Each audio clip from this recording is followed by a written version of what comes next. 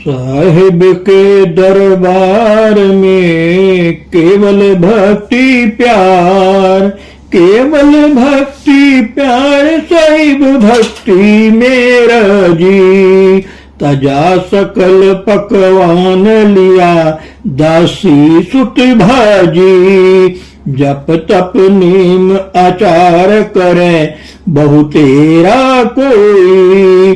खाए सेवरी के बेर मुए सब ऋषि मुनि रोई।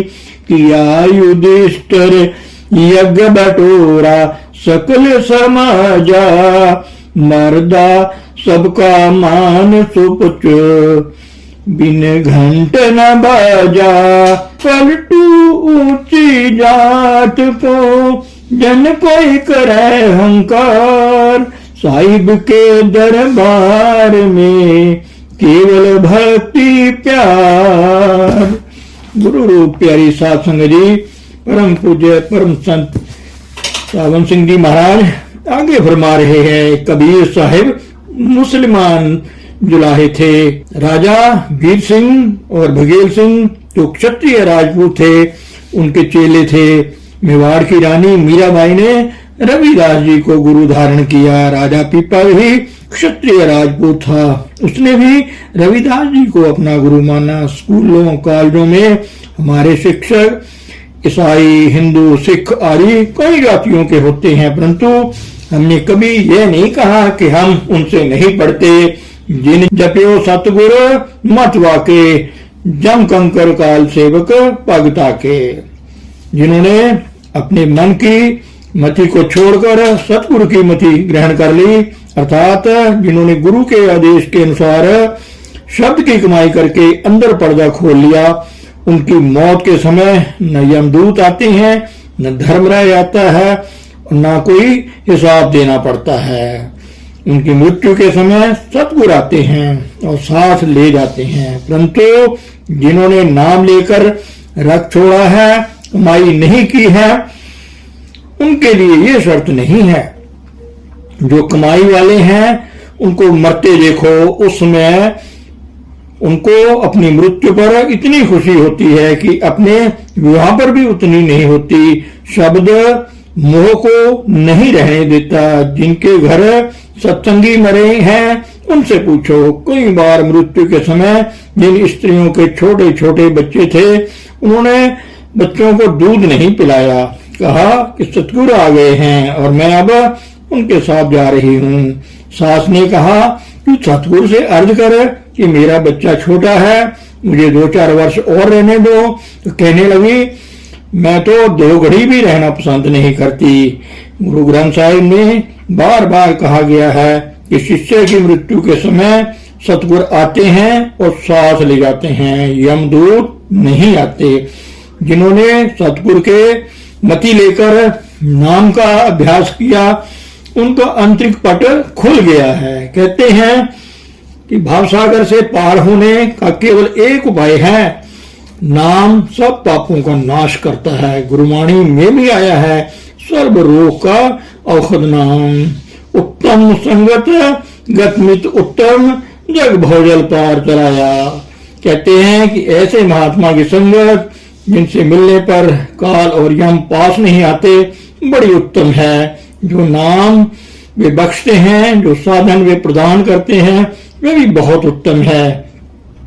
अगर हम उनके आदेश के अनुसार अभ्यास करके अंदर चले जाएं, तो संसार समुद्र से पार हो जाएं, हमारा जन्म मरण समाप्त हो जाए। इस भावसागर से पार उतारने के लिए शब्द और गुरु ही उपाय है। परंतु बात यह है कि जब तक संत इस स्थूल शरीर में बैठे हैं, वे नहीं कहते कि हम गुरु हैं। गुरु साहिब ने कब कहा कि मैं गुरु हूं? उन्होंने तो कहा है, नानक गरीब पिया द्वारे हर मेल ले हो बड़े आई। ये कहते हैं कि मैं तेरे जैसा मनुष्य हूं। अगर उनसे पूछें कि गुरु कौन है, तो वे कहते हैं कि शब्द गुरु है। परंतु जब तक हम देह स्वरूप सतगुरु के से नाम लेकर उनके आदेश के अनुसार अभ्यास नहीं करते, वह शब्द प्रकट नहीं होता। ये पवल जगत सब गुरु तरिय, अंतर की दुविधा अंतर जरिय। अब गुरु नानक साहब फिर उसी विषय को दोहराते हुए कहते हैं कि इस संसार सागर से तरने के लिए दो ही चीजें हैं, एक तो गुरु और दूसरा शब्द। जो महात्मा खुद अंदर जाता है वही हमें भी ले जा सकता है, वही हमें नाम दे सकता है, और उस नाम की कमाई के द्वारा हम अंदर पर्दा खोल सकते हैं। जितने भी महात्मा अंदर गए हैं नाम या शब्द का अभ्यास करके ही गए हैं। गुरु के बिना यह शब्द नहीं मिलता और शब्द के बिना आंतरिक पट नहीं खोल सकते। वह शब्द गाने बजाने वाला शब्द नहीं है, लिखने पढ़ने में आ सकने वाला शब्द नहीं है, वह अलिखित कानून और अनबोली भाषा में है। यह संपूर्ण खंडों ब्रह्मांडों को आधार देने वाला है। उसे प्राप्त करने के लिए बाहर जाने की जरूरत नहीं है। अगर दुनिया में कोई पूर्ण वेद, पूर्ण शास्त्र या कोई मुकम्मल मशीन है तो वह मनुष्य है। यह नर नरैनी देह है। इसी मनुष्य देह में आकर आत्मा परमात्मा से मिलाप कर सकती है। वेद शास्त्र ग्रंथ आदि क्या हैं? ऋषि मुनि संत महात्मा अभ्यास करके अंदर गए और अंदर जो नजारे देखे, जो अनुभव उन्हें हुआ, उनका वर्णन हमारी हिदायत के लिए पुस्तकों में कर दिया। ग्रंथों पोथियों में जो कुछ वे कह रहे हैं वह हमारे अंदर की बात है, अंदर का हाल है। इन धर्म पुस्तकों में उन नजारों का वर्णन मात्र है, खुद नजारे नहीं हैं। वे तो जब आप अंदर जाएंगे तब मिलेंगे। मनुष्य के अंदर दो ताकतें हैं, एक काल की ताकत है, दूसरी दयाल की। काल के अधीन बहुत सी ताकतें भी हैं। जहां तक काल की ताकत है वहां तक दुविधा है, परंतु जब अंतर में नाम प्रकट हो जाता है तब काल की ताकतें बेअसर हो जाती हैं और दुविधा का नाश हो जाता है। इस प्रकार अंदर का फैसला अंदर ही हो जाता है। 5 बाण ले जम को मारे, गगन तरे पण खूब चढ़ाया। अब शब्द तो वास्तव में एक ही है, परंतु क्योंकि वह 5 मंजिलों में से होकर आता है, इसलिए प्रत्येक मंजिल में भिन्न भिन्न रूप में हो जाने के कारण उसे पंच शब्द कहा गया है। हर एक मंजिल या लोक की अलग अलग अवस्था है। इस मृत्यु लोक में माया प्रबल है और ब्रह्म गुप्त है। अगली मंजिल श्रेष्ठ दल कमल में माया और ब्रह्म दोनों समान हैं। दूसरी मंजिल त्रिकुटी में ब्रह्म प्रकट और माया गुप्त है, और इससे आगे की मंजिल में ब्रह्म ही ब्रह्म है। चौथी और 5वीं मंजिल में ब्रह्म का नामो शान भी नहीं है। वह परम चेतन शुद्ध रूहानी मंडल है। सो अलग अलग देशों में से गुजरने के कारण 5 शब्दों का वर्णन किया जाता है, नहीं तो शब्द तो एक ही है। गुरु साहिब कहते हैं कि शब्द धनुष है और 5 धुने हैं, उसके 5 तीर अथवा बाण हैं। शब्द रूपी धनुष और बाण के यमदूत और काल पर विजय प्राप्त की जा सकती है। अर्थात जब हम शब्द की कमाई करेंगे तो काल और महाकाल की ताकत नहीं कि हमारे पास भी आ सके, और जो रिद्धियां सिद्धियां हैं वो सब दूर भाग जाएंगी। साकत नर शब्द सुरत क्यों पाइए, शब्द सुरत बिन आइए जाइए। शब्द अभ्यास का यह साधन युगों युगों से चला आ रहा है। यही सतयुग में था, यही त्रेता में था, द्वापर में भी था और आज कलयुग में भी यही है। गुरु साहब कहते हैं कि जो मनुष्य अंदर नहीं गए, अर्थात जो पिंड को छोड़कर ब्रह्मांड पर नहीं चढ़े, उनका जन्म मरण का क्रम पहले जैसा ही बना रहा। उनको ना कोई रूहानी गुरु मिला, न शब्द मिला, न वे अंदर गए और न ही उनका जन्म मरण समाप्त हुआ। जो मन इंद्रियों के गुलाम हैं उन्हें साकत कहा जाता है, मनमुख कहा जाता है। उन्होंने ये शब्द का स्वाद नहीं लिया। वे कल्पों पर्यंत नरकों में तपते और 84 के दुख भोगते हैं।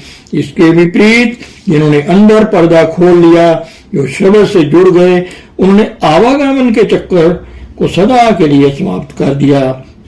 संत ये नहीं कहते कि यह दौलत मरने के बाद मिलेगी, बल्कि कहते हैं कि इसे जीते जी प्राप्त करो, मरने का उधार ना रखो, क्योंकि जो जीते जी अनपढ़ है तो मरकर भी अनपढ़ ही रहेगा। जितने भी महात्मा हुए हैं सब यही कह रहे हैं। मौलाना रूम, शम्स तबरेज, दादू, पलटू, तुलसी साहब, कबीर साहब, गुरु नानक साहेब, स्वामी जी महाराज, सबका यही कथन है। सबका रास्ता 5 शब्द का है। सारे संसार के लिए एक ही विधान है, परंतु जितने भी कर्मकांड और शरीयत वाले हैं उनका मार्ग ये नहीं है। जो इस मार्ग के भेद से अनजान है वे जो चाहे कहें, परंतु सच तो ये है कि जब तक आत्मा नाम या शब्द के साथ नहीं जुड़ती, अंदर पर्दा नहीं खुलता, तब तक जन्म मरण समाप्त नहीं हो सकता। गुरबाणी में बार बार यही बात दोहराई गई है। बिन शब्दे अंतर अनेरा, ना वस्तु लह न चुके फेरा, सतगुर हट कुंजी होरत दर खुले नाही, गुर पूरे पाग मिलावणिया। परंतु कुंजी वाला गुरु कहीं कहीं है और बड़े भाग्य से मिलता है। नानक गुरमुख मुक्त प्राण हर पूरे भाग मिलाया। तब गुरु साहब कहते हैं कि मुक्ति का मार्ग गुरमुख अर्थात कमाई वाले पूर्ण महात्मा से मिलता है। जो खुद रूहानी मंजिलों पर जाता है वही आपको भी ले जा सकता है। ऐसे गुरमुख परमात्मा की कृपा से मिलते हैं। आप ऐसे महात्मा को गुरमुख कहें, शिक्षक कहें, चाहे उसका कोई भी नाम रख लें, परंतु ऐसे पूर्ण पुरुष कहीं कहीं हैं, आम नहीं, और वे बड़े भाग्य से मिलते हैं। ऐसे पूर्ण पुरुषों की संगत से हमें सच्चे आत्मिक ज्ञान का कुछ कुछ बोध होता है। सो कहते हैं कि मुक्ति देने वाला पूर्ण गुरु बड़े श्रेष्ठ भाग्य से मिलता है। निरभव सतगुरु है रखवाला, भगत प्राप्त गुरु गोपाला। सतगुरु हर मंजिल पर शिष्य के साथ होता है, कदम कदम पर उसकी संभाल करता है, परंतु जब तक वह मुझसे चोले में बैठा है वह कभी नहीं कहता कि मैं सतगुरु हूँ। पर अब सवाल पैदा होता है कि वह असल में क्या है। कहते हैं कि जो सबसे परे है, जिसे हम मालिक कहते हैं, वह सतगुरु का असली रूप है। ये तो उसने देह का रूप धारण किया है। यह तो इसी प्रकार है जैसे नाटक में एक्टर आकर अपना पार्ट अदा करता है। इसी प्रकार वह हस्ती भी यहाँ आकर गुरु का रूप धारण करके 10, 20, 50 या 100 साल अपना कार्य पूरा करके चली जाती है। गुरु साहब कहते हैं कि जो निर्भय निर्वैर है, जो हमारा अंतिम धाम है, जो ना कभी आता है, ना जाता है, ना जन्मता है, ना मरता है, वो हमारा गुरु है। और वह खंडों ब्रह्मांडों का प्राण है, संपूर्ण सृष्टि का पालनहार है, कुल मालिक है। हम देहधारी हैं, इसलिए उस ताकत ने, कुल मालिक ने हमें उपदेश देने के लिए समय देह धारण की है। देवी देवता हमें उपदेश नहीं दे सकते, गायें भैंसे हमें उपदेश नहीं दे सकती। हमारा शिक्षक हमारे समान ही मनुष्य रूप में होना चाहिए। अब आपकी इच्छा है कि आप उसे जो चाहे कहें, उसे गुरु कहें, परमेश्वर कहें या कुछ और, यह जो एक चेतन सत्ता है, शक्ति है। यह शक्ति चोरों, ठगों, दुराचारियों और पापियों के अंदर भी है। तात्पर्य यह है कि वह सबके अंदर है, परंतु यह दबी हुई अथवा छिपी हुई आई और दबी हुई ही चली गई। जिस प्रकार विद्या की ताकत विद्यार्थी के मस्तिष्क में मौजूद है, परंतु जब तक शिक्षक उस ताकत को नहीं जगाता विद्या नहीं आती। इसी प्रकार वह परमात्मा अपना नाम की ताकत हर एक मनुष्य के अंदर है, परंतु उसे अंदर होते हुए भी जीव कीड़ा पतंगा बनता फिरता है, भिन्न भिन्न योनियों में दुख उठाता फिरता है। जब कोई रूहानी शिक्षक मिलता है तो वह नाम देकर इस ताकत को जगा देता है। फिर मनुष्य अभ्यास करके अंदर पर्दा खोलकर मुक्ति प्राप्त कर लेता है। परंतु मनुष्य की मौजूदा हालत क्या है, महात्मा सुंदरदास जी इसका उत्तर देते हैं।